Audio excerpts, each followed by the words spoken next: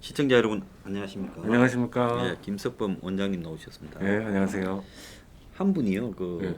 이 손영미 씨 네, 이 죽음을 보고 네, 그 신고 과정이나 경찰 소방서 출두 네, 부분을 저한테 자기도 비슷한 일을 겪었다고 네, 제보를 해왔었어요. 네, 네, 그 이제 뭔가 하면 집에 새들어 산 사람이 네. 한 2달 안 보여서 네. 손님인가 그랬는데 네. 그래서 이제 경찰에 연락을 해서 네, 좀 들어가 봐야 되겠다. 네. 주인이 집 주인이. 네, 네. 안 된다요. 소방서 아니 경찰에 미루고 경찰 아니 소방서 미루고 예, 예. 절대 안 된다는 거예요. 예, 예. 집주인이라고 해도요. 예, 예. 그러니까 이제 7개월 지났는데 도저히 안 되겠다 싶어서 예, 이제 좀 시끄럽게 만들어서 예, 문을 열고 들어갔다는 예, 거예요. 예. 가니까 백골이 돼 있더라. 아, 혼자 사는 사람. 예, 예. 그러니까 그렇게 해도 남이면 안 내려주는데 예, 예. 그냥 지인이라 뭐 그쵸. 내가 공무원이다 했다고 예. 해주고 그렇게 예. 아니 뭐 바로 출동할 것처럼 결정한다. 아, 이거 그렇지 안할 거라고 저는 생각합니다. 그래서 그 전에 이제 쓰리 쿠션으로 예, 예. 어떤 행태든 전화가 되고 예, 예. 공개된 녹취록은 예. 형식상으로 그럼 신고를 해주세요. 예, 예. 응? 그렇죠. 예. 이야기를 다 해놓겠습니다. 예, 예. 그렇게 해서 진행된 거 아닌가. 예, 예. 그랬을 가능성이 있죠. 저- 왜냐하면 예. 제가 이제 그렇게 출동한 사례들을 저희는 이제 외래에서 예. 가끔 경험을 하잖아요. 예, 예를 보시죠. 들면 환자가 자살 시도를 해가지고 예, 예, 가족끼리 뭐 죽겠다고 하고 나갔는데 뭐 이렇게 문을 끌고 들어갔다. 그래서 예. 응급실로 옮겼다. 뭐 이제 그런 상황들을 봤을 때 예. 친가족이 직계 가족이 그렇게 난리를 쳐야만 움직이거든요. 예. 근데 그 뭐냐 몇 시간 동안 연락이 안 된다고 그렇게 이야기한 거 가지고 뭐 자살을 암시했다 한다고. 자살 암시도 그 이야기는 녹취록에는 없어요. 그것도 없어요. 네, 제 기억에는 뭐 수면제를 뭐 수면제를 드셨던 분이다. 예, 드셨던 분이다. 아. 그 정도 가지고 절대로 그 우리나라 그 소방관들이나 경찰관들이 훌륭하시지만 그런 것까지 할 수 있는 여력은 없다고 생각합니다. 예. 예.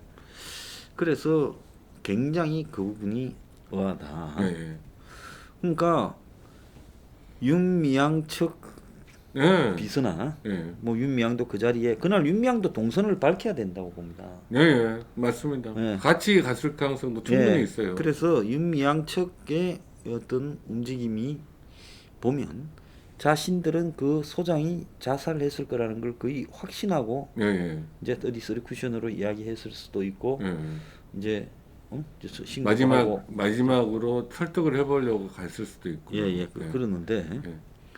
근데 몇 시간 전화 안 됐다고 저렇게 이제 예. 자살했을 거라고 이제 간주하면서 예. 문을 따고 들어갔다라는 거는 그거는 지금 생략된 많은 이야기들이 있다라는 걸 의미하지 않겠습니까? 네, 충분히 생략된 걸로 보여요. 경찰은 포렌식 했다는데 포렌식 할 필요 없이 당일날 주고받은 문자나 예. 또 걸려온 부재중 전화라든지 예.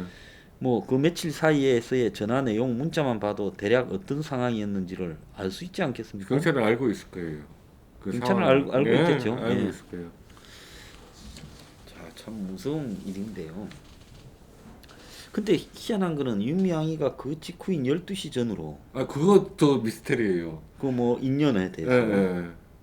그 이미 자기는 보고 자기가 거기 그 자리에 안 갔다 할지라도 자살했다라는 거를 비서가 보고했을 거 아니에요. 삐세 속도로 보고하지 않았습니까? 바로 전화해서 알려줬겠죠. 근데 왜 그걸 올려요? 그러니까 마치 자기는 아무것도 모르는 것처럼 보여주려고 그런 건가요? 알리바이를 만들기 위해서. 그러니까 일종의 범인이 예, 이제 자기가 이 상대방 예. 사망과 어떤 우리 관련된 그런 게 뭐 없다라는 우려가 있다면 없다고 예, 뭐 마치 둘이 간의 관계가 좋았다라는 걸 예, 강조하려고 예, 예, 항상 범인은 현장에 나타나듯이 예. 이제 그걸 올렸다가 이러면 잘못하면 시간상으로 더, 오비락으로 더 의심받겠네 하고 예. 새벽엔 또 지었다는 예, 그렇게 추정할 수 있는 거 아니겠습니까? 예, 예. 충분히 개연성이 높죠, 그거는. 예. 그러니까 그거는 윤미향은 이미 그 손흥민 씨의 죽음을 안 상태에서 그 페이스북에 그거를 올렸다가 지운 거로 볼 수 있는 확률이 높아요. 그리고 다음날 아침에 보면 까만 옷을 이미 입고 네, 이러면서 예, 연남동에 나타났잖아요. 예, 예. 그것도 또 굉장히 좀 기자들이 다 사진을 찍고 하는 걸 네, 알면서 그건 의식하고 한 거죠. 예. 까만색 옷 입었다는 거는 의식을 예, 예. 하고 예. 자기 포즈라든지 얼굴 표정까지 다 계산을 하고 하는데 의상도 신경 썼겠죠. 그럼 이 손영민 씨가 자살을 예, 선택하도록 가는 과정에 예, 아니면 또 정말 자살인지 다른 의혹이 있는 건지 네. 하는 부분도 조금은 더 조사돼야 되는데 그러니까 경찰에서 오픈을 해야 돼요. 그 전체 과정을. 근데 요즘 이 한국에 정말 우스운 게 이런 의혹이 일어나도 예. 그냥 적당히 뭉개고 가는 게 아, 요즘은 그런 것 같아요. 예. 그냥 실제로 무슨 의혹이 있으면 그 해명을 해야 될 거 아닙니까? 예. 해명 안 하고 그냥 넘어가 버려요. 자 그러면서 곧바로 이제 공격적으로 네. 나도 죽는 걸 보고 싶냐? 어? 검찰과 기자들이 죽였다. 예. 예? 그게 딱 적반하장이라고 이야기할 수 있죠. 야 정말로 좀 이 악질적인 지금 그런 네. 일들이다 이렇게 네. 보는데요. 그 저 사망한 사람을 사진 찍어 놨을 거 아닙니까? 네. 그 사진 또 이 손영미 씨 전화기에 예. 들어있던 예. 내용 또 당일날 윤미향의 동향과 예. 또 동선. 전화 여부 예. 이런 거를 갖다가 다 공개해야 되는 거 아니냐. 예. 예. 의혹이 있으니까 해명을 해줘야지 경찰에서. 자 그렇게 자살이라고 처리하고 국민은 그렇게 알아라 할 문제는 아닌 것 같다. 그러니까 자살하게 된 과정이 중요한 거 아닙니까? 네. 자살이라고 해도. 네. 자살도 왜냐하면 일반 사람이 아니라 네. 지금 이거는 그 지금 현재 국회의원의 문제랑 관련되어 있는 부분이기 때문에 예. 이거는 그 오픈을 해야죠. 자 자살도 자살 방조라는 게 있지 않습니까? 예, 예. 자 이거는 어떤 게 자살 방조입니까?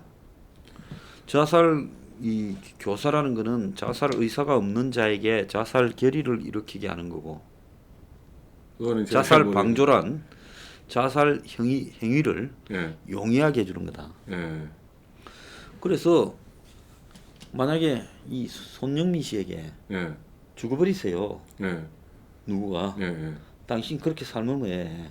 넌 사람도 아니야. 예, 우리가 얼마나 돌봐줬는데 예, 예? 이제 와가지고 배신을 해. 예, 그러면서 막 그 주변에 여러 사람이 집단 왕따로 뭐 죽어버려. 이렇게 했다면 이 자살 교사가 되는 거예요. 예, 그럼 자살 방조라는 거는 이 손영민 씨가 코너로 계속 모으면 손영민 씨를 예, 그럼 이 사람이 이제 이 연남동에서 뛰쳐나가고 예, 네가 덮어서 그리고 이제 집에 가서 예. 뭐 이 사람이 음주 뭐가 있는지 뭐 그런 게 있는 걸 잘 알 거예요. 그러겠죠. 예, 음주백이 있는지 예, 그런 부분을 상당히 방치했다가 일이 끝났다 싶으면 가서 문 두들겨서 경찰에 연락해서 끊는다. 예, 이런다면 이건 자살 방조일 수도 있죠. 그래서 뭐 누가 대신 죽였다 어쨌다 이런 부분은 우리는 증거가 없기 네, 때문에 그건 말하지 네. 못하지만은 자살 교사나 자살 방조가 아닌지 예, 증거가 공개되어져야 된다는 겁니다. 예, 예, 맞습니다. 이대로 덮고 끝. 이거는 공인과 관련된 그 의혹이기 때문에 예. 경찰에서는 공개해야죠. 그리고 더더욱이나 예, 이 손영민 씨 같은 경우에는 예, 심리적으로 네. 14년을 윤미향 밑에서 예, 윤미향이 하는 거나 윤미향의 정치적 배경이나 예, 윤미향의 행위 이런 잘 걸 알고 있겠죠. 봐왔다면 예, 일종의 정신적 가스라이팅이 돼 있을 가능성도 크잖아요. 예, 예, 예. 그럴 수도 있죠. 무기력하게 예, 예. 길들여지는. 예, 우리가 저기 뭐 영화 같은 거 보면 그렇잖아요. 예. 교주 같은 사람이 있고 예, 예. 교주 밑에 한 14년쯤 예, 길들여진 사람이 있고 예, 예. 교주가 딱 쳐다보면서 말은 안 하지만 죽어라. 뭐 오래 살았네 예, 이러면 이제 그때부터 죽어야 되나 고민하고 예. 그런 부분도 있을 수 있다고 봐요.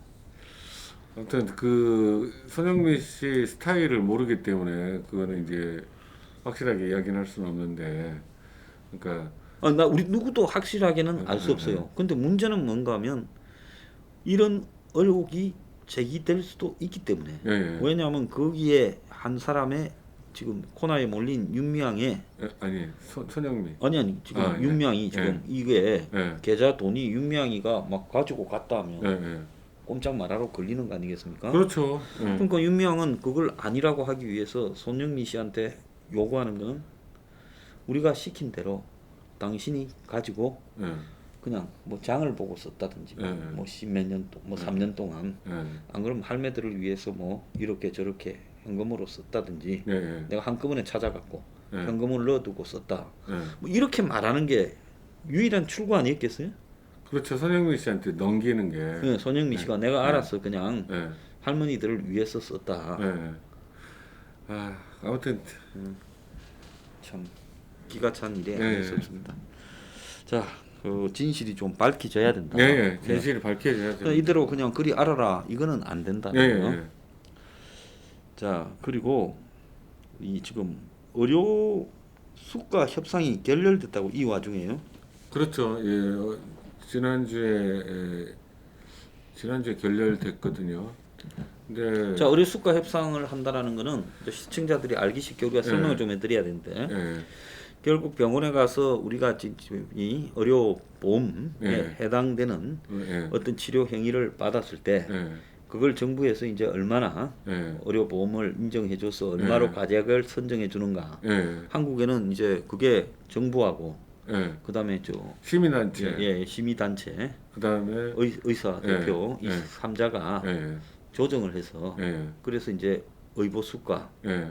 액수가 정해지는 거 아니겠습니까? 인상률이 정해지죠. 인상률이. 근데 건정심이라고 있는데 예. 거기서 정해지는데 그러니까 그 보험자 그러니까 쉽게 말하면 보험회사 입장을 쓰는 쪽이 9명이고 그다음에 시민단체 중간에 서는 사람들이 9명이고 의료계가 9명으로 돼 있는데 그러면 27명 중에 항상 그러니까 3대 1입니다. 그러겠네. 의료계에서 아무리 주장을 해봤자 보험 3대 1이 아니라 2대 1이지 2대 1.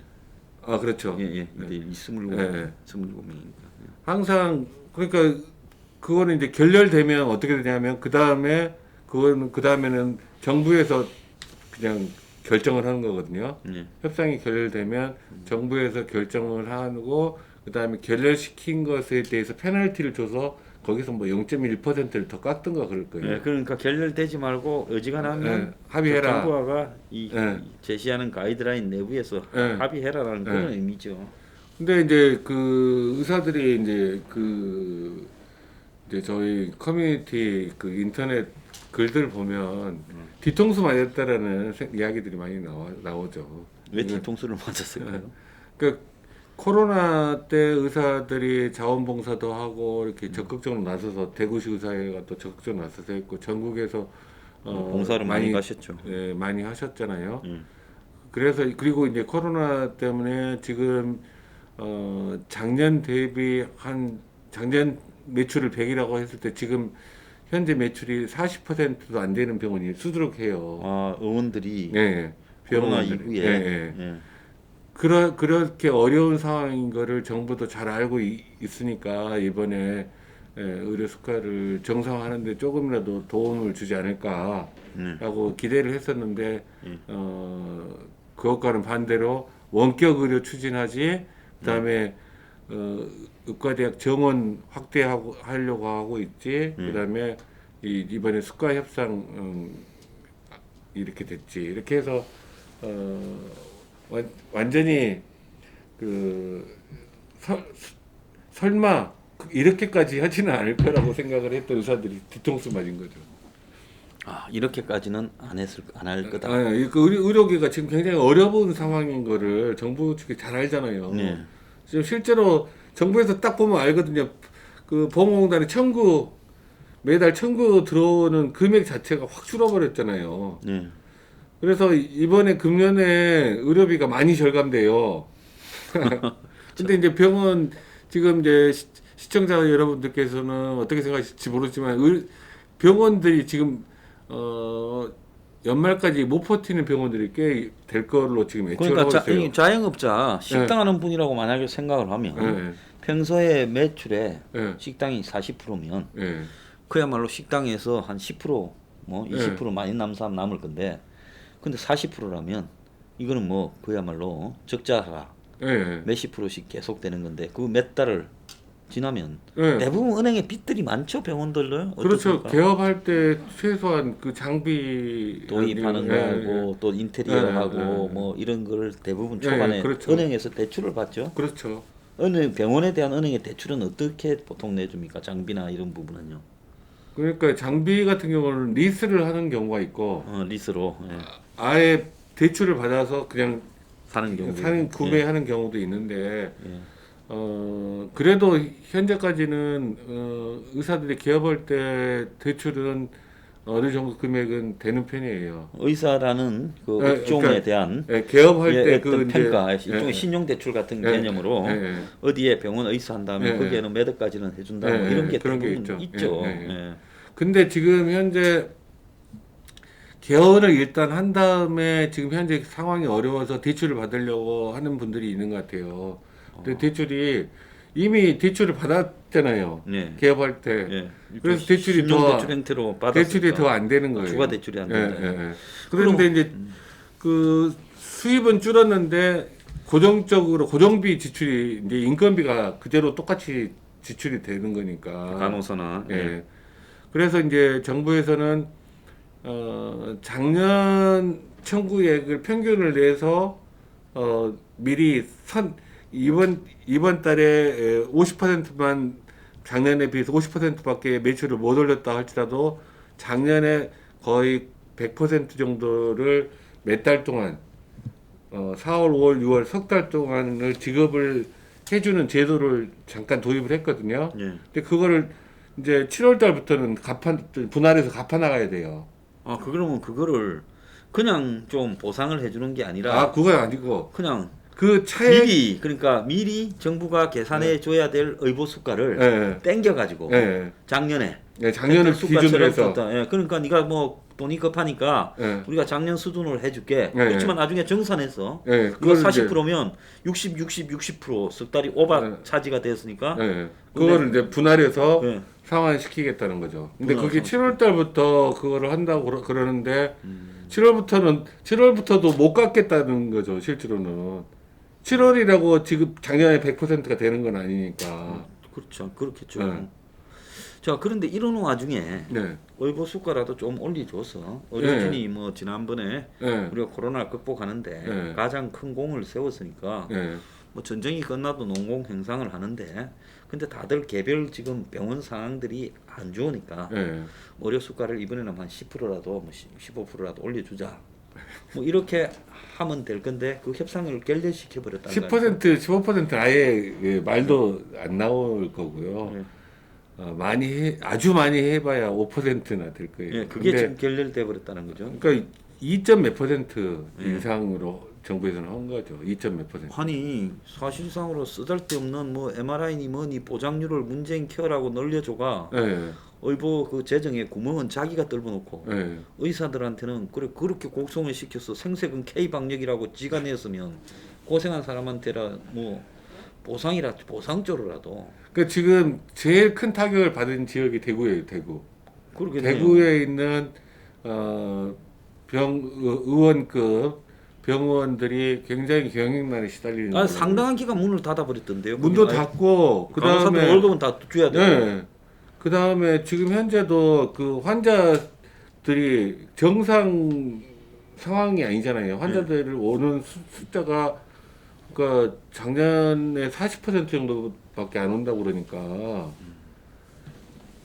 그러겠네요. 대구가 굉장히 타격이 크죠 지금.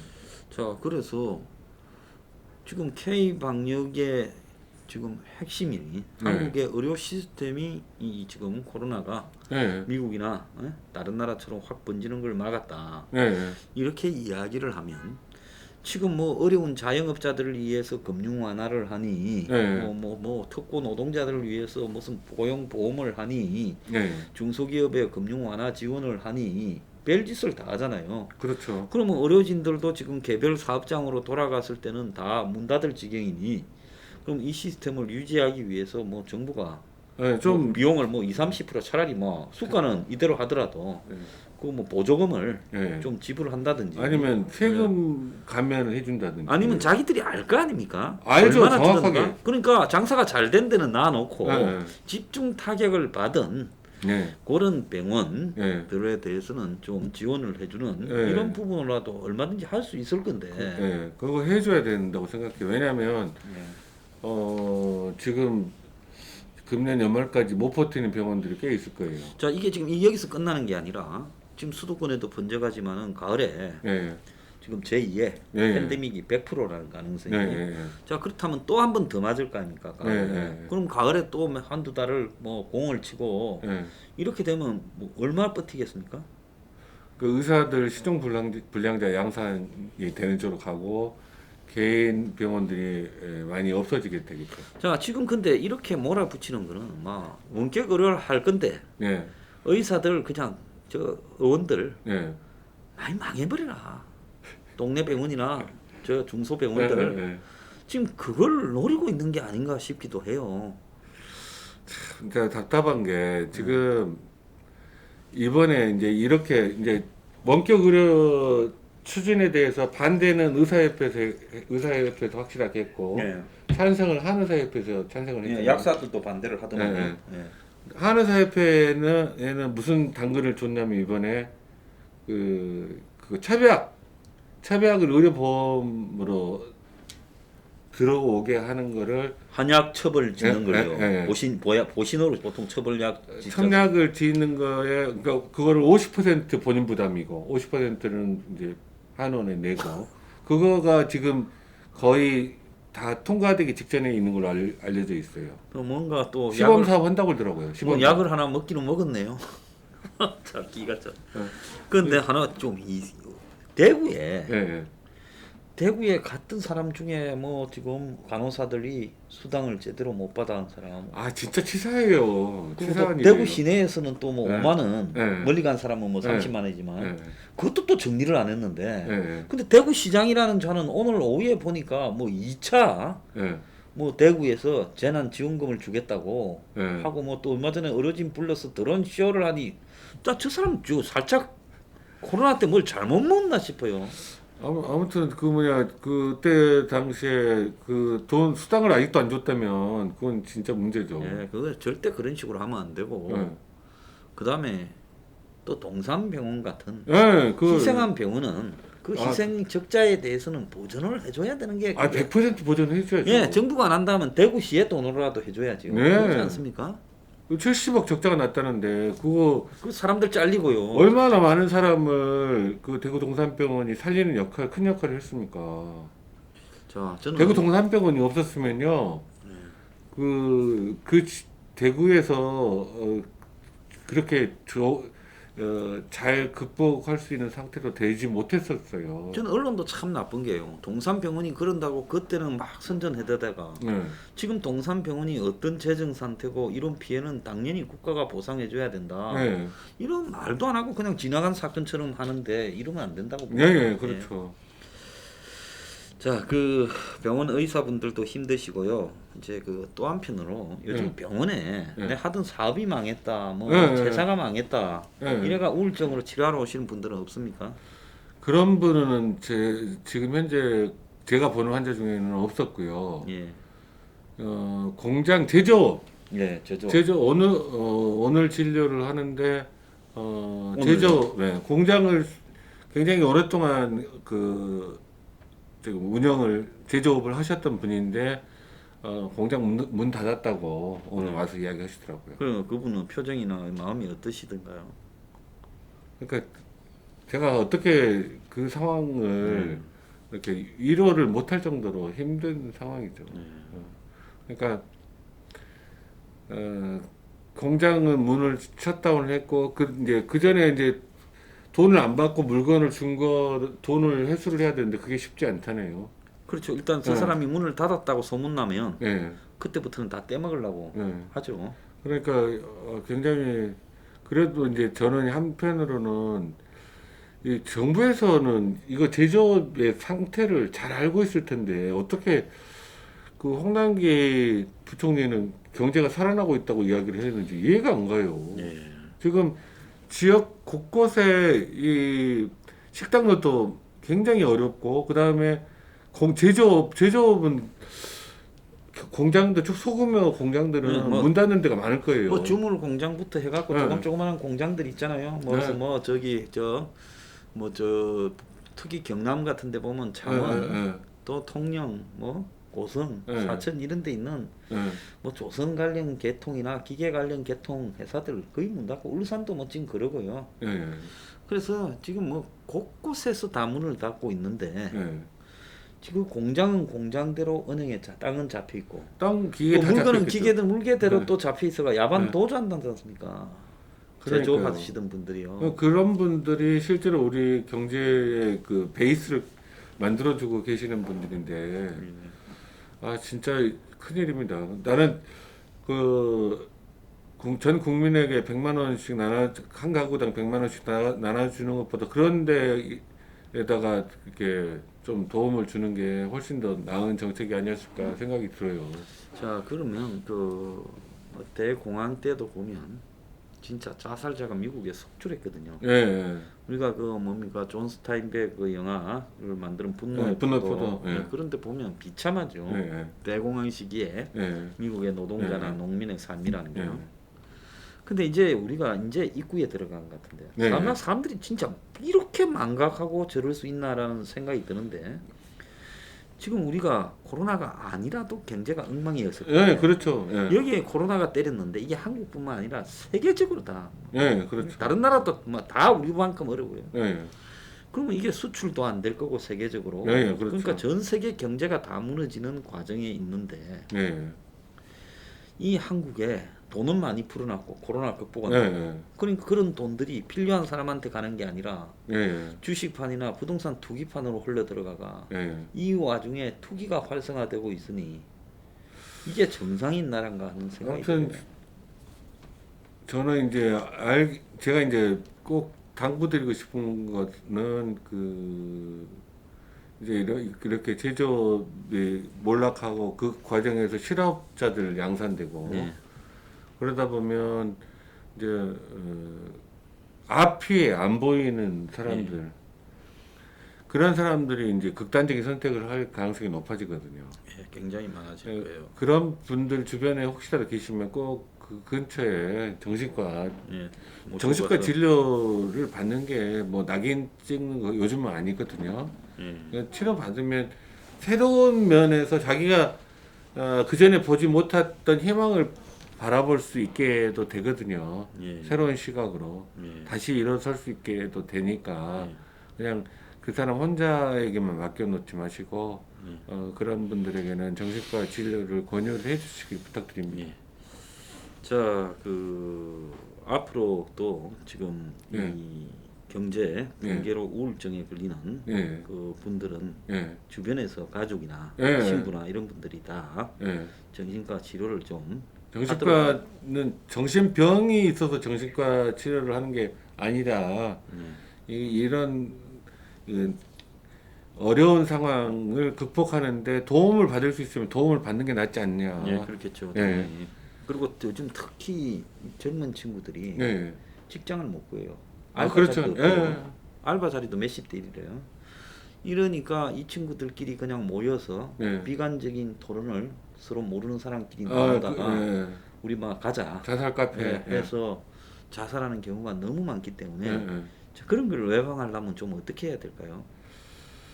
그런 상황까지 간 사람들은 어떤 이 가족들이 그거를 가족들한테 분명히 신호를 보내거든요. 아까 제가 송영미 씨도 아마 신호를 보냈을 거다라고 말씀드린 것처럼 자살을 시도하거나 자살을 결행하려고 결심한 사람은 분명히 주변 가족들이나 주변 지인들에게 신호를 보냅니다. 자살.